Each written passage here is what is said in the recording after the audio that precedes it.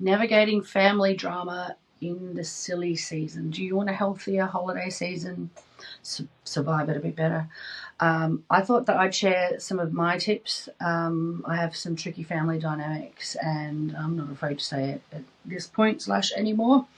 And I'm one of those people who will find myself ruminating, worrying, thinking, oh, if this happens, then I'll do that. And I've been quite well for a long time and haven't been doing those kind of behaviours. And then some things have happened in my family recently that have sent me back there. And thankfully, to lots of therapy, I've noticed that. So I've pulled myself back into line and did a little bit of boundary setting about what we were hoping that the day would look like. And the other thing is just some practical tips to get out of your head, because we need to kind of do our thing and not get caught up here in worry and fear. So to them, what they are. One is worry time. I'm looking at my notes. 2 is getting into my true self and checking with my parts and supporting them. And there's lots of other tips as well. And then the 3rd is to forgive yourself if you F up a little bit. So let's get to it. Number 1 is worry time. You might think, why would I waste time worrying? So the top tip there is when you catch yourself worrying, you actually put it in your calendar. So if you've got something going on like I do at the moment, what I do is I put a certain time in my calendar and I write worry time and I put it on repeat. This is a tip from a psychologist. And when something comes into my head, I say, oh, I'm going to delegate that to worry time. I don't need to do it now. Now, what I noticed, and this was before I knew about parts therapy, was that it was like I was lying to myself if I didn't actually write down. This could be my OCD kicking up a little bit, but also I'm forgetful. I've got ADHD, pretty busy. So it was like I was lying to myself if I didn't actually write in the calendar entry the thing that I was going to worry about. And you don't want to overdo it because then you're worrying and you're engaging in it. So you just write worrying about blah or whatever. And then you write, then you go back to your day. And then if it comes back in your head again, you can go, no, I've delegated that to worry time. Now, the fun thing about worry time is you will go back to it and check it. You might set an alarm to do that if you've got ADHD. And then you look at it, and by then the internal worriness, like the whirring of worry, has passed, and you might choose not to worry about it. And you can let your inner world know that I've made a choice. I'm not going to worry about that right now. I don't want to invest time in that. That's not something I'm going to do. It also could be the time that you sit down and you actually do a little bit of a brainstorm or call a friend about how to navigate this issue. The next one is getting back into my true self and supporting my parts. Now, I'll remind people I'm not a therapist. These are practices that I've learned from therapy, and encourage you to look at books like No Bad Parts by Dick Schwartz and get therapy if that's something that you need. To my inner world. So if I go to something, and again, before I knew about parts, I would deliberately meditate before I had a hard thing happen. I remember once doing that and really being in my best self, navigating this issue that I had with somebody. And then the next time I rushed it a little bit and another person noticed and said, you didn't meditate beforehand. And I was like, no, I didn't. And it actually had a cost. So it's about whatever it is that you do to get into your true self. If you head to Insight Timer, no affiliates here, just it's great. There's lots of IFS meditations by various therapists, including Richard Schwartz. It's a good way to play with them, but it really is just about, and also the meditation Superpowered Evolution I've got on Spotify. I'll link that somewhere, probably in my stories. It's also in my link in bio.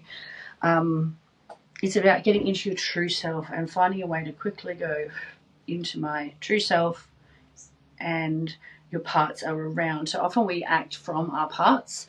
So when we're scared, like I noticed when we were at this function recently, and my mum was there and my anxiety was up a bit, I got a little bit immature, a little bit childish, and I made stupid jokes.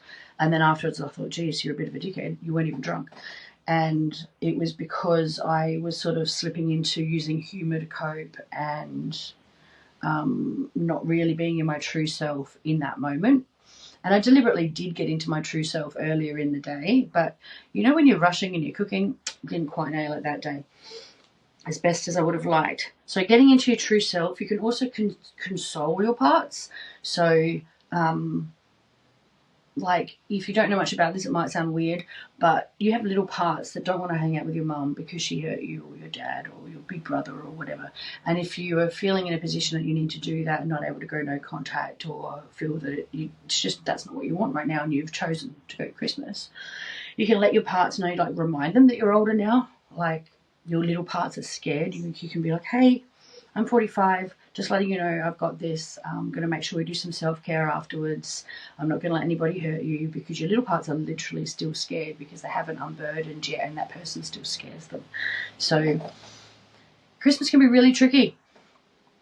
My third tip is to forgive yourself. I made a stupid joke, and I probably ruminated on it quite a few times, like maybe 5 or more. And then I thought to myself, you don't need to actually send an apology. It just was you being a bit stupid, and they know you're a bit stupid sometimes. So maybe I'll bring it up one day. I'll just be like, oh, hey, I won't do that joke anymore, or I just won't do the joke anymore. That's another option. You don't have to announce everything. My final tip is to move. I didn't say that in the introduction.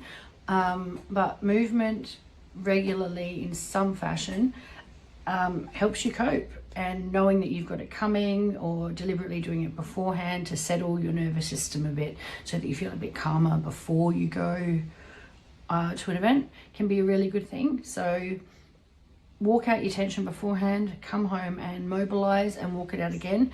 The chances are, and I'll explain this in another video, there's plenty on the internet about this, but if you are stressed because of a family function, it's more common that you'll probably be hyper aroused. So like stressed and energetic, and have mobilization energy in you that needs to get out. Like, when you feel like you want to punch something or run, but you're like, oh, I don't want to, because you feel like shit because you're basically triggered. You need to get moving.